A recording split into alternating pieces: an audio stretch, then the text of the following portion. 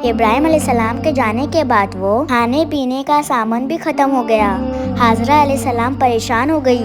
انہوں نے صفا مروا کے 7 چکر لگائے اور پھر اسماعیل علیہ السلام کی ایڑی سے پانی کا ایک جھرنا پھوٹ پڑا۔ حضرت حاجرہ علیہ السلام اس پانی کو روکنے کے لیے باؤنڈری بناتی چلی جاتی اور کہتی چلی جاتی زمزم زمزم، اور اس طرح اس پانی کا نام زمزم پڑا، یعنی رک جا پانی، رک جا پانی۔ There is only one historic narration as to the history آج of تک that پوری well. دنیا میں ایک ہی ہسٹری کا ایونٹ ہے جس پر کسی اسکالر یا ہسٹورین میں کوئی وواد نہیں ہے، اور وہ ہے زمزم کے کنویں کا ثبوت جو حاجرہ علیہ السلام اور ابراہیم علیہ السلام سے جڑا ہے۔ اب کیونکہ وہاں پر پانی آ گیا تھا تو آسمان پر زندگیاں منڈرانے لگی۔ بہت دور ایک قبیلہ تھا، ظلم قبیلہ۔ انہوں نے آسمان پہ منڈراتے پرندے کو دیکھا۔ تعجب ہے، اتنے سارے پرندے وہاں کیوں منڈرا رہے ہیں؟ ہو نہ ہو وہاں ضرور پانی ہے۔ تو چلو چل کر دیکھتے ہیں۔ جھرم قبیلے کی خاص بات یہ تھی کہ انہیں پانی کو سٹور کرنا آتا تھا، تو یہ پانی کی تلاش میں نکلے ہوئے تھے۔ انہیں پانی مل گیا۔ یہ حاجرہ علیہ السلام کے پاس گئے اور انہوں نے ان سے اجازت لی کہ کیا وہ یہاں رک سکتے ہیں۔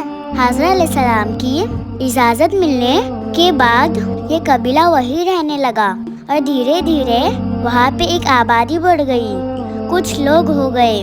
اسماعیل علیہ السلام انہی لوگوں کے ساتھ ظلم قبیلے کے ساتھ رہنے لگے اور ان کی زبان جو کہ عربی تھی اسے جاننے لگے۔ اسماعیل کو دیکھ کر نہیں لگتا کہ وہ جرہم قبیلے سے نہیں ہے۔ صحیح کہا امی، بلکہ اسماعیل کی عربی زبان باقی بچوں سے بھی بہتر ہے۔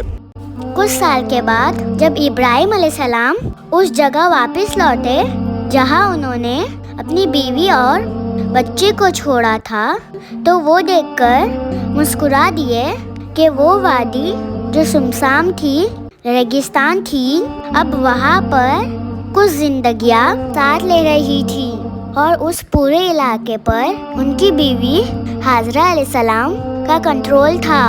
وقت گزرتا گیا، اللہ سبحانہ و تعالیٰ انہیں ایک خواب دکھایا۔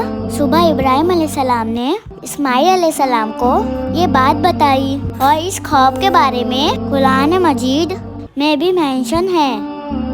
جب وہ ان کے ساتھ دوڑ دھوپ کی عمر کو پہنچا تو ابراہیم نے کہا کہ بیٹا، میں خواب میں دیکھتا ہوں کہ گویا تم کو ذبح کر رہا ہوں، تو تم سوچ لو کہ تمہارا کیا ارادہ ہے۔